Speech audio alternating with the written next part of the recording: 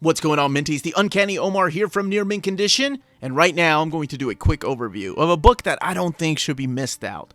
This is Isabellae, or Isabellae. Isabella? Somebody help me out, please. Stay tuned. Okay, so here is Isabellae, and it is published by Dark Horse Comics. Here is the spine of the book, and then the back. By the way, this is originally a French comic book that has been translated into English, but it's really interesting.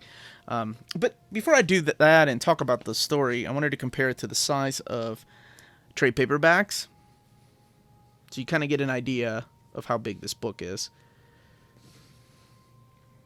An Image hardcover.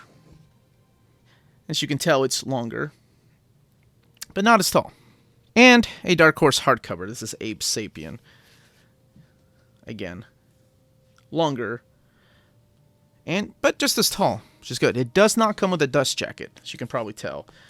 So here is the back of the book once again. It does retail for $29.99, which I think is a damn great deal for what you're getting, because let me talk about it while I'll show you the artwork. Here's what really struck me was the cover. I was like, why does this samurai girl have red hair? Well, it's funny, because that is Isabellae Aishawara, and her father's Japanese, and her mother is Irish. So there's a lot of Japanese folk tale in here, and there's a lot of Irish, or like Gaelic, I guess, folklore in here, because her mother was a witch.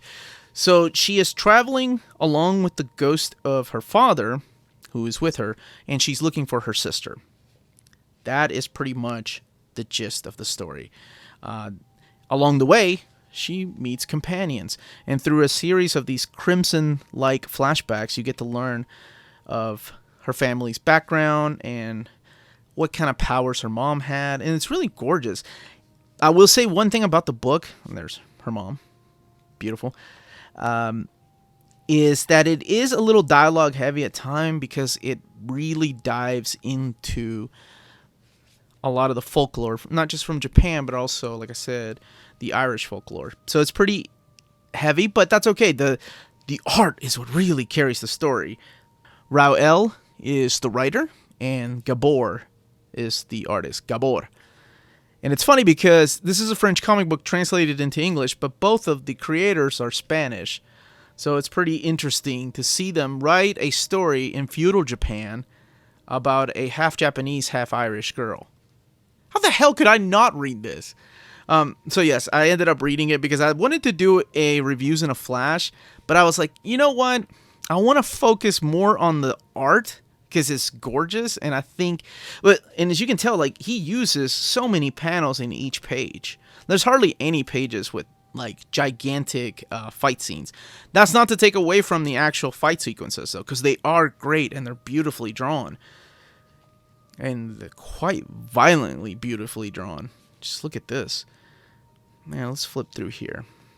So here are some of her castmates. She meets another warrior, and she meets a young priest, a Buddhist priest. So there are some religious aspects to the book, but it's not in your face. By the way, there are also these little the more you know facts at the bottom, which I appreciate. I love when they do that on the actual pages instead of having an index in the back, because it takes away from the actual pacing of the story if I have to go to the back and then jump back to the middle.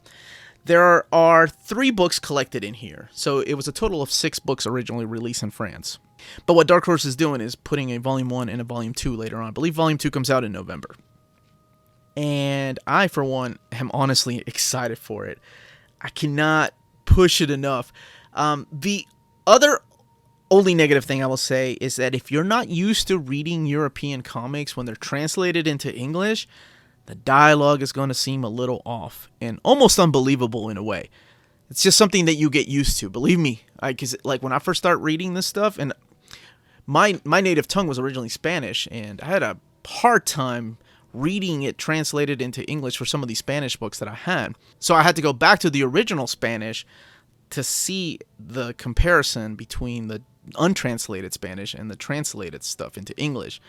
And I can see why some people would be confused or turned off, kind of in a way like when manga's translated into English.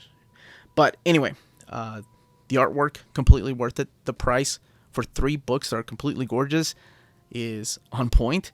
I don't want anybody to miss out on this story. That's mainly why I'm doing this. You got a half Japanese and half Irish girl that is traveling through feudal Japan with her ghost father.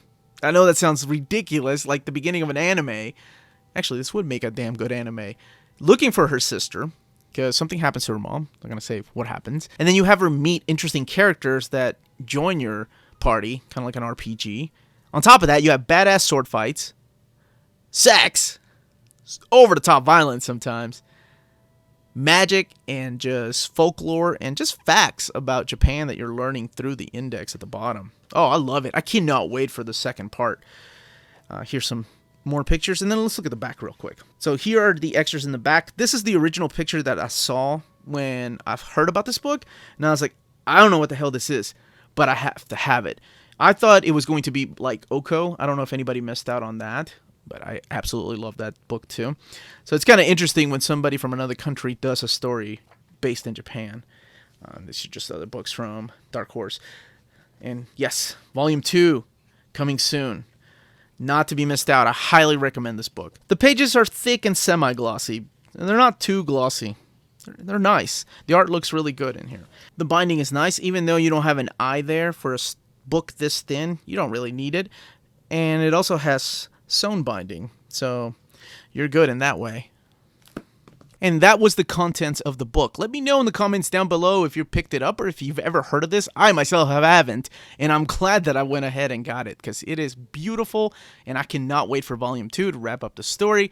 Like I mentioned, it's a little text heavy, but I don't mind reading stuff if it has substance. This is the Uncanny Omar signing off, and remember, if it's classy and cool, it must be near mint.